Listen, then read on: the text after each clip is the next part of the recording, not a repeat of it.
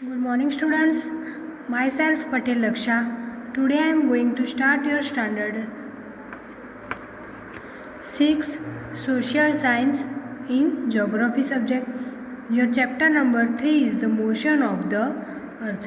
तो स्टूडेंट्स हमने आगे के वीडियो में ये मोशन वाला पूरा चैप्टर हमने देखा था. उसमें था रोटेशन, रिवोल्यूशन, फिर ये orbit plan, circle of illumination, ये सारा हमने देखा था. उसके बाद ये लीप ईयर, एलिप्टिकल ईयर, ये भी देखा था. और ये 3 सॉल्टिस थे, ये summer solstice, winter solstice and equinox. तो स्टूडेंट्स हमने ये आगे के वीडियो में देखा था. तो आज हम उसकी एक्सरसाइज देखेंगे. तो हमारा first question, answer the following question. तो उसमें फर्स्ट है, what is the angle of inclination of earth axis with its orbit plan. तो ये एंगल ऑफ इंक्लिनेशन जो है अर्थ के पर जो एक्सिस है उनका, तो उसका ऑर्बिट प्लान मतलब कि उसके एंगल ऑफ इंक्लिनेशन क्या है. तो स्टूडेंट्स हमने आगे जो वीडियो देखा था उसमें एक डायग्राम देखी थी, वो हम देखेंगे. तो ये जो फिगर है उसमें हमने देखा था ये जो ऑर्बिट के पर ये जो मतलब ये दिखाई दे रहा है ये एंगल ऑफ इंक्लिनेशन. तो ये कितना है 66.1 हाफ. तो 66.1 ये जो क्या है एंगल ऑफ इंक्लिनेशन है. तो स्टूडेंट्स यहाँ पर लिखा है the angle of inclination of the earth axis with its orbit plan is 66.1 half. तो ये एंगल ऑफ इंक्लिनेशन कितना हुआ 66.1 हाफ. इसके बाद हमारा सेकंड क्वेश्चन है, डिफाइन रोटेशन एंड रिवोल्यूशन. तो हमने आगे के जो भी वीडियो था, आगे जो भी ये चैप्टर का वीडियो देखा था उसमें हमने देखा था रोटेशन एंड रिवोल्यूशन. तो इसकी ये हमें डिफाइन करना है. तो रोटेशन क्या होता है वो हमने ये भी देखा था वो फिगर में कि अपने ही एक्सिस पर जो घूमता है मूवमेंट वो अपने ही एक्सिस पर करता है, तो उसे क्या कहते हैं रोटेशन. एंड रिवोल्यूशन हम किसे कहते हैं कि जो सन के अराउंड घूमता है, वो सन बीच में होता है उसके अराउंड वो पूरा राउंड लगाता है, उसको हम क्या कहते हैं रिवोल्यूशन. तो यहाँ पर लिखा है rotation, the movement of the earth on it axis is known as rotation. यानी ये जो अर्थ वो अपने एक्सिस पर है वो मूवमेंट अपने ही एक्सिस पर करता है, तो इसे हम क्या कहते हैं रोटेशन.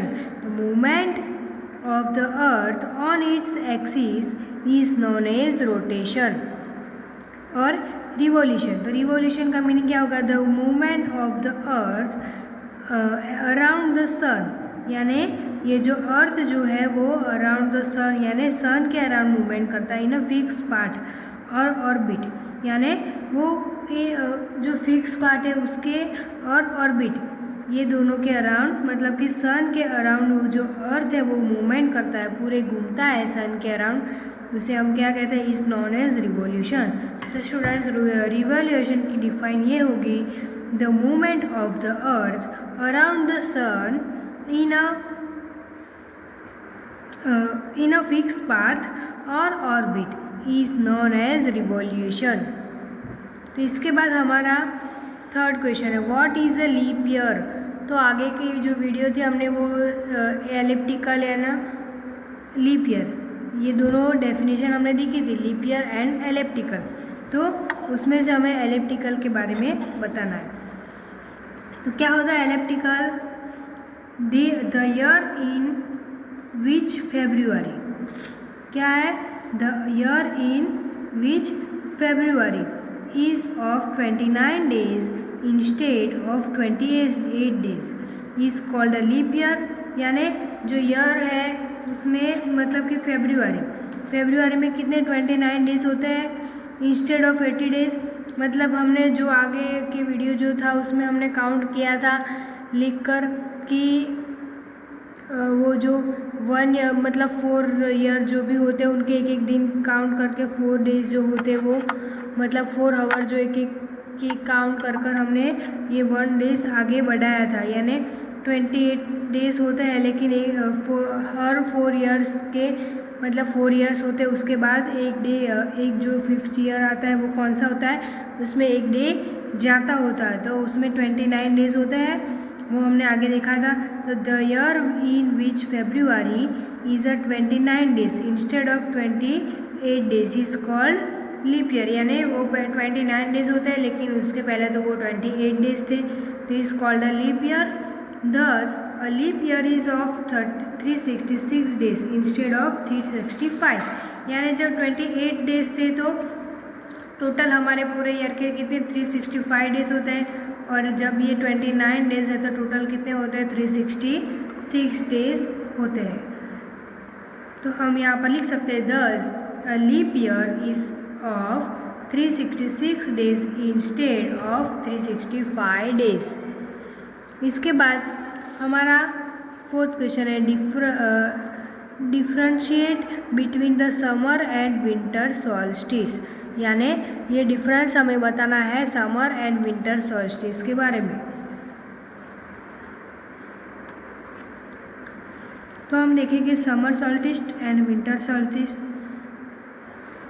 इन फॉल्स ऑन 21 जून, और ये समर क्या होता है, इन फॉल्स ऑन 21 जून, यानी समर क्या है एग्जैक्टली 21 जून में, मतलब कि उस दिन बहुत ही धूप ज़्यादा होती है, उस दिन क्या होता है दिन लंबा होता है, वो हमने आगे देखा था। और विंटर सॉल्स्टिस में क्या होता है, इट फॉल्स ऑन 22 दिसंबर, यानी 22 दिसंबर जो होती है उस दिन क्या होता है, उस दिन रात लंबी होती है बहुत और दिन थोड़ा छोटा होता है, शॉर्ट होता है, वो हम आगे देखेंगे। It is the longest day and shortest night in the northern hemisphere, यानी उस दिन नॉर्थन हेमिस्फीयर में मतलब लॉन्गेस्ट डे होता है एंड शॉर्टेस्ट नाइट होती है, मतलब कि नाइट जो होती है वो छोटी होती है लेकिन डे लंबा लॉन्गेस्ट होता है। और विंटर सॉल्स्टिस में क्या होता है, तो it is a longest night and shortest day, यानी उस दिन क्या होता है लॉन्गेस्ट यानी लंबी नाइट होती है और शॉर्टेस्ट डे छोटा डे होता है नॉर्थन हेमिस्फीयर में। It is the longest night and shortest day in the southern hemisphere, and यहाँ पर क्या बताया है, it is the longest day and shortest night in the southern hemisphere. तो ये भी यहाँ पर ये बताया कि जो लॉन्गेस्ट नाइट एंड मतलब कि उनसे उल्टा होता है, ये जो लॉन्गेस्ट डे था तो यहाँ पर क्या होता है साउथर्न, ये नॉर्थन हेमिस्फीयर में था तो उसका उल्टा साउथर्न हेमिस्फीयर में क्या होगा, लॉन्गेस्ट नाइट होगी और शॉर्टेस्ट डे होगा। और यहाँ पर ये जो ऊपर लॉन्गेस्ट नाइट और शॉर्टेस्ट डे जो था वो नॉर्थन हेमिस्फीयर में था, तो साउथर्न हेमिस्फीयर में उससे उल्टा होगा, वहाँ पर क्या होगा लॉन्गेस्ट नाइट की जगह लॉन्गेस्ट डे होगा और शॉर्टेस्ट डे की जगह शॉर्टेस्ट नाइट होगी। तो ये ऐसे हम ये डिफरेंस बता सकते हैं।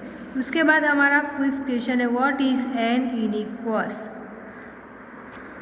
तो हमें ये क्वेश्चन पूछा गया व्हाट इज़ एन इक्विनॉक्स। तो ऑन 21 मार्च एंड 23 सितंबर, तो हमने आगे जो फिगर देखी थी उसमें हमने देखा था 21 March and 23 September direct rays on the sun fall on the equator, यानी उसके मतलब जो ऊपर और नीचे जो भी था वो 21 मार्च एंड 23 सितंबर उस दिन क्या होता है डायरेक्ट मतलब सन के जो रेज होते हैं वो डायरेक्ट इक्वेटर पर पड़ते हैं एट दिस पोजीशन, और यानी वही पोजीशन में। Neither of the poles is tilted towards the sun, therefore the entire earth experiences equal days and equal nights, यानी उसी समय क्या होता है equal days and equal nights होता है। This phenomenon is called equinox, यानी ये फिनोमिनन को हम क्या कहते हैं इक्विनॉक्स कहते हैं। इसके बाद why does the southern hemisphere experience winter and summer solstice in different time than that of the northern hemisphere। Students यहाँ पर बताया वाई डज, यानी सम है जो साउथर्न हेमिस्फीयर है उसका एक्सपीरियंस विंटर का, और ये जो नॉर्थर्न है हेमिस्फीयर ये summer solstice in different time, यानी उनका टाइम डिफरेंट होता है then that of the northern hemisphere पे। तो हमें ये बताना है when the southern hemisphere experience winter it is summer, in the northern hemisphere. Therefore, the position of the earth which called is winter solstice. यानी यहाँ पर बताया कि when the southern hemisphere जो है experiences winter, it is summer in the northern hemisphere. यानी जो winter की जो मतलब साउथर्न हेमिस्फीयर में जब विंटर होता है तो summer in the northern hemisphere. Therefore the position of the earth is which called winter solstice. यानी वो पोजीशन जो होती है वो अर्थ की, तो उसे हम क्या कहते हैं, विंटर सॉल्स्टिस कहते हैं. वो हमने आगे देखा था. In one hemisphere is the summer solstice in the other. यानी समर सॉल्स्टिस अदर पर होता है. तो एंड वाइस वर्सा, उसे क्या कहते हैं, वाइस वर्सा कहते हैं. उसके बाद नेक्स्ट क्वेश्चन है, why do the poles experience about 6 months day and 6 month night. यानी वाई डू द पोल्स, यानी जो पोल थे उसका एक्सपीरियंस क्या है, 6 months day and 6 month night. तो ये हमें बताना है. The axis of the earth is tilted due to which the sun continuously either shines or cannot be seen for a long time here. Although the earth rotates, they changes into night and night into day. यानी जब अर्थ जो axis पर होता है, title मतलब tilted due to, जब axis पर होता है वो, तो सन कंटिन्यूसली इधर शाइन्स. यानी सन क्या होता है, कंटिन्यूअली मतलब इधर शाइन्स करता भी है और can not be seen long time here. यानी वो शाइन करता भी है, यानी और लॉन्ग टाइम वो शाइन नहीं भी करता है. यानी seen for a long time here, long time seen नहीं देता है. ऑल्दो द अर्थ रोटेट्स, यानी जब अर्थ रोटेट होता है, डे चेंजेस इनटू नाइट, यानी जब डे होता है वो चेंजेस इनटू नाइट में होता है और night into day at other places, वो भी अदर प्लेसेस पर. But the poles remains under the same stage for a much longer time due to the tilt. यानी यहाँ पर ये भी बताया कि ये जो अर्थ वो रोटेट करता है, day changes into night and night into days, वो भी अदर प्लेसेस पर. बट वो ऐसा तो करता है, लेकिन वो poles remain under the same stage. वो जो पोल होता है, पोल्स हमने जो आगे देखा था, ऊपर और ये नीचे दोनों poles, south pole and north pole, ऐसे हमें डायग्राम में दिख रहा है. तो वो जो पोल्स होते हैं वो remain under the same stage. वो क्या होता है, सेम स्टेज पर होता है मच लॉन्गर टाइम. इसके बाद हम नेक्स्ट क्वेश्चन देखेंगे. तो हमारा नेक्स्ट क्वेश्चन है, tick the correct answer. The movement of the earth around the sun is known as. यानी जो सन के अराउंड जो मूवमेंट करता है अर्थ, तो क्या होता है, रोटेशन, रिवॉल्यूशन, इंक्लिनेशन. तो क्या होगा, revolution. Direct rays of the sun fall on the equator on 21 March. यानी direct sun rays equator on पर जब कब पड़ते हैं, तो 21 March. Christmas is celebrated in summer in, यानी समर में क्रिसमस सेलिब्रेटेड होता है कौन से मतलब सिटी में, तो जापान, इंडिया या ऑस्ट्रेलिया में. कौन सी कंट्री में होता है, तो Australia. Cycle of the season is caused due to, तो रिवॉल्यूशन. इसके बाद fill in the blanks. A leap year has number of days. Leap year में कितने डेज होते हैं, 366 days. The daily motion of the earth is rotation. यानी daily motion जो होता है अर्थ का, वो क्या है, rotation. The earth travels around the sun is elliptical orbit. यानी अर्थ ट्रैवल करता है अराउंड सन के, तो वो क्या होता है, कौन सा ऑर्बिट होता है, elliptical orbit. The sun's rays fall vertically on the tropic of cancer on the 21 June. यानी सन के रेज जो होते हैं वो वर्टिकली होते हैं ऑन द कैसे, ट्रॉपिक ऑफ कैंसर पर. वो भी कैसे, 21 कौन से दिन पर, 21 जून में. इसके बाद days are shorter during winter season. यानी डेज कब शॉर्टर होते हैं, जो विंटर सीजन में. इसके बाद हमें यहाँ पर नेक्स्ट क्वेश्चन दिया गया है, make a drawing to show inclination of the earth. तो स्टूडेंट्स, ये जो हमें बताया है क्वेश्चन उसकी आपको डायग्राम यहाँ पर ड्रॉ करनी होगी। तो ये जो डायग्राम है वो आपको यहाँ पर ड्रॉ करनी होगी।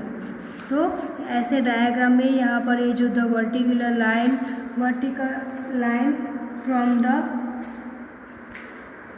अर्थ ऑर्बिट प्लान यहाँ पर ऐसे बताना होगा। फिर ये सीधी लाइन है the plane of the earth orbit, और ये सीधा है north pole and south pole यहाँ पर बताना है। ये ट्रॉपिक ऑफ कैंसर, ये बीच में इक्वेटर, ट्रॉपिक ऑफ कैप्रिकॉर्न। फिर इसका ये जो हमने आगे लिखा था एंगल, तो 66 होगा। ये आपको ये डायग्राम में ऐसे बताना होगा। तो स्टूडेंट्स ये एक्सरसाइज आपको आपकी सोशल साइंस की नोटबुक में नोट डाउन करनी है।